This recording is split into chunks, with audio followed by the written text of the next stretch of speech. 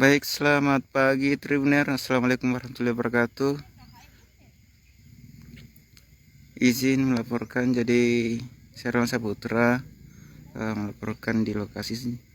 Jadi saat ini saya berada di tempat wisata baru yang ada di Kabupaten Ngendekang, tepatnya berada di perbukitan di Desa Kadinge, Kecamatan Baraka, Kabupaten Ngendekang. Jadi tempat ini adalah salah satu destinasi baru yang ada di Kabupaten Ngendekang.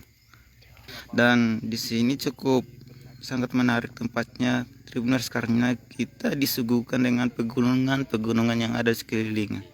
Seperti kita bisa melihat perkebunan bawang, kemudian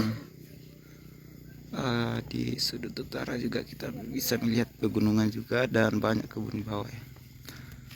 Di area tempat ini cukup lengkap Tribuners, jadi seperti spot-spot tempat foto, ada juga rumah pohon, kemudian gazebo juga ada. Nah, untuk tempat camping juga ada. Nah, bagi Tribuners yang suka berwisata, jadi saya rekomendasikan langsung untuk datang ke tempat ini. Namun Tribuners, lokasinya ini cukup jauh, tapi kurang lebih 10 kilo dari pusat kecamatan Baraka, Tribuners. Jadi seperti yang terlihat di depan saya ini adalah gazebo, kemudian di area camp bisa juga. Jadi pengelola juga tentunya sudah menyediakan tenda-tenda. Jadi Tribuners yang ingin jalan-jalan ke sini cukup membawa diri saja, tidak usah bawa peralatan ya, karena seperti tenda itu cukup tersedia di sini, disediakan oleh pengelola Tribuners.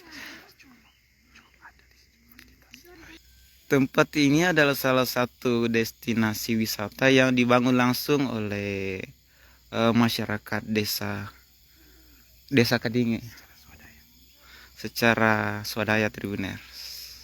Jadi tidak ada bantuan langsung dari pemerintah kabupaten, jadi dikelola langsung oleh pemerintah desa. Ini adalah salah satu pengelola ya yang mempunyai ide untuk membangun tempat ini. Selamat pagi Pak. Oke, selamat pagi. Iya, boleh dulu namanya siapa Pak? Nardi. Nardi ya, warga desa Kadinge. Iya. Saya mau bertanya Pak, awal mulanya muncul ide kenapa ada tempat destinasi ini Pak? Oke, untuk awal mulanya saya tertarik dengan tempat ini karena ada beberapa objek wisata yang sangat sangat mendukung untuk kita promosikan. Yeah. Seperti halnya makam kuno masyarakat adat Angge Buntu. Kemudian ada beberapa goa, contohnya yang selama ini dikenal Goa Wailambun yang panjangnya 1.800 meter. Kemudian area-area camp pinggir sungai, dan banyak sekali tentang sejarah-sejarahnya yang bisa kita angkat. Oh, jadi selain tempat atau destinasi, banyak juga tempat-tempat menarik lainnya Pak. Salah satunya itu goa, apa tadi Pak? Goa. Tempat-tempat sejarah ya. Iya. Yang saya dengar ada makam kuno di dalamnya Pak. Iya, betul. Mungkin makam tua ini yang selama ini dikenal adalah Manduk Patina, dan itu adalah salah satu makam adat masyarakat Angge Buntu. Oh, berarti ada sejarahnya Pak. Iya, betul. Ini. Nah, itulah yang mendorong saya selama ini untuk bekerja sama dengan terutama pemerintah desa, Pak Desa sendiri yang terjun langsung, baik dari segi tenaga, materi, dia korbankan beliau untuk sama-sama kita mengembangkan destinasi wisata ini. Oh iya Pak, saya mau bertanya Pak, ini kan baru ini di tempat destinasi ya Pak. Ini dibangunnya dari sejak kapan Pak, dan menggunakan apakah anggaran desa atau bantuan dari masyarakat langsung?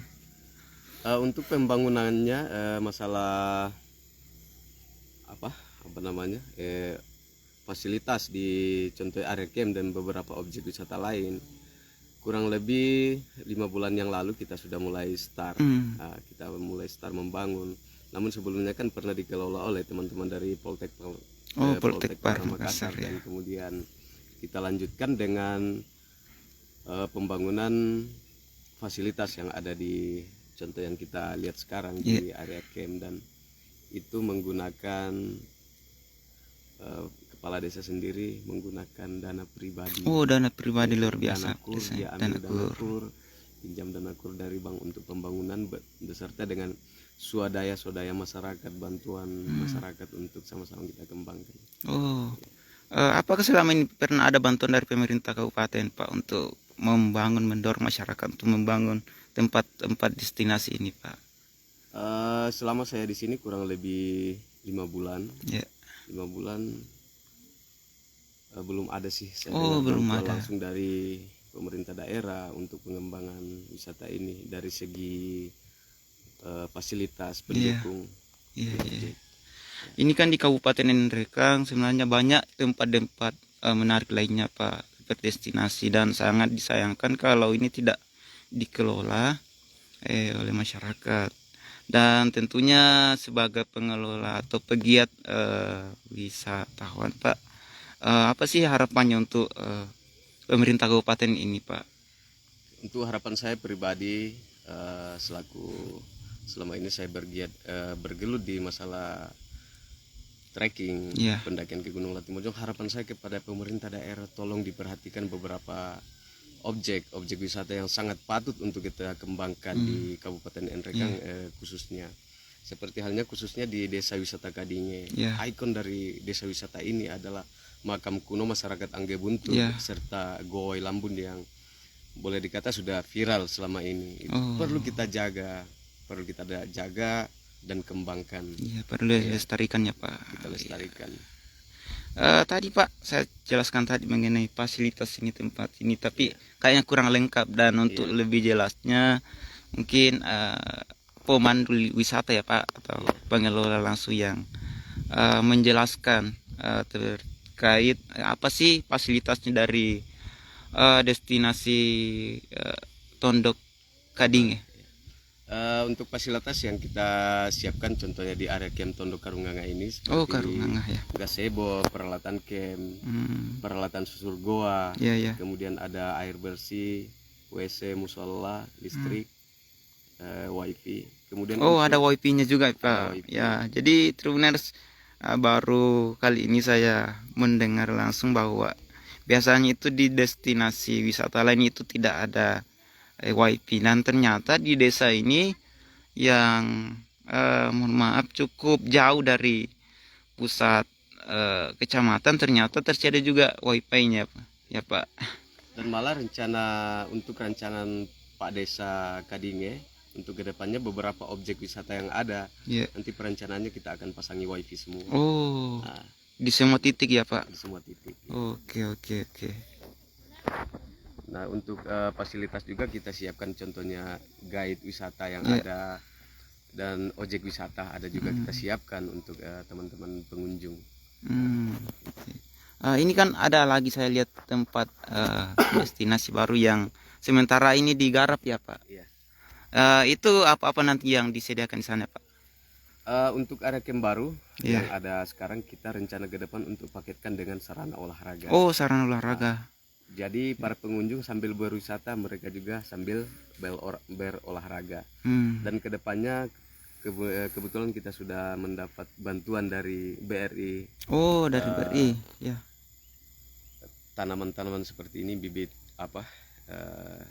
buah, mangga, durian, alpukat, dan lain-lain. Nah, kedepannya kita mau padukan juga dengan agrowisata. Agrowisata. Oke Pak. Dan salah satu yang mungkin selama ini sangat langka tentang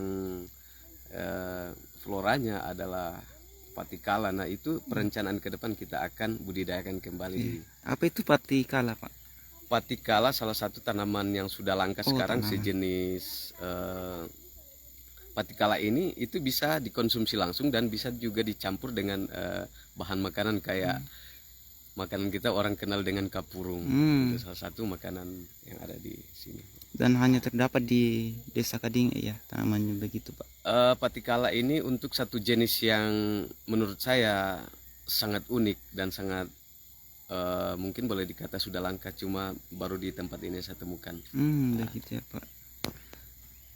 Dan kemudian para pengunjung juga bisa kalau berkunjung ke sini kita adakan kayak kuliner-kuliner daerah. Makanan tradisional lengkap di ikan mas yang di lemang, Ya, peong ya. dalam bahasa kita itu. Peong. Ikan mas. Peong ya Pak. Kemudian Pak, untuk jarak dari pusat kecamatan Baraka menuju ke sini berapa kira-kira ya Pak? Jarak dari Kecamatan Baraka menuju ke sini kurang lebih 16 kilo. Yang 16 pastinya kilo. 16 kilo sudah sampai di area sekarang ini. Untuk sampai di kantor desa 13 kilo. Nah, untuk jenis kendaraan roda 2 dan 4 ya aman, sudah aman untuk masuk. ya, Apalagi kondisi cuaca saat sekarang kendaraan langsung sampai di area camp. Berarti area parkirnya juga cukup luas ya Pak? Area parkirnya cukup luas, cuma itulah harapan kita kepada pemerintah di saat musim hujan, para pengunjung susah untuk masuk ke sini. Untuk biaya masuknya berapa itu Pak? Biaya masuknya untuk cuma sekedar masuk untuk foto-foto per orang itu 5.000. 5.000. Kecuali kalau untuk ngecamp itu kita kenakan tarif 10.000 per orang. Ya. Dan begitupun dengan beberapa objek wisata lain kita kenakan tarif 10.000. Kecuali goa itu 20.000 karena kita sudah lengkapi dengan helm, senter, artinya peralatan khusus goa. Iya. Alat-alatnya Pak. Nah, apa sih yang menarik dari tempat ini Pak? Khususnya di area camp ini.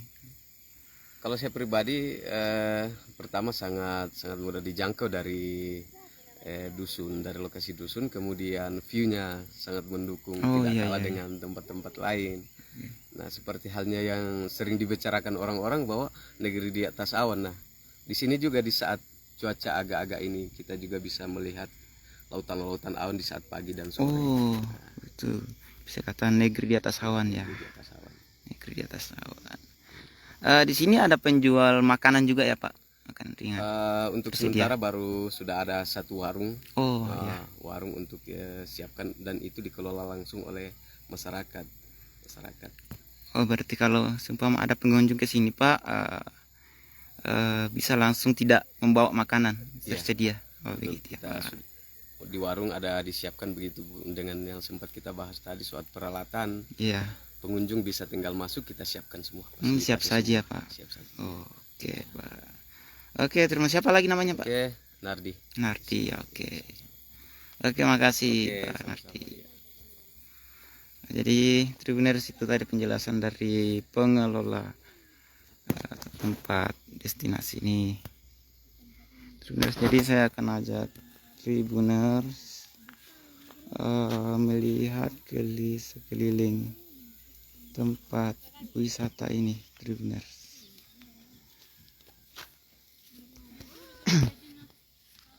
Oh iya, saya lupa lagi Pak. Saya ada yang dengar pernah ada turis ke sini ya Pak. Kebetulan sebelum bulan puasa ada tamu saya, kebetulan setelah dari Latimojong saya antar ke sini dari Belanda. Dari Belanda. Iya, kemudian baru-baru ini ada dari Australia dan dari Australia ini mereka juga meninggalkan cindera mata, yaitu bumerang yang dia titipkan di basecamp kita. Bagaimana tanggapannya dari WNA Pak? Kalau tanggapannya mereka itu cuma tidak bisa bicara banyak, yang penting yang jelas mereka bilang wow. Tertarik ya Pak.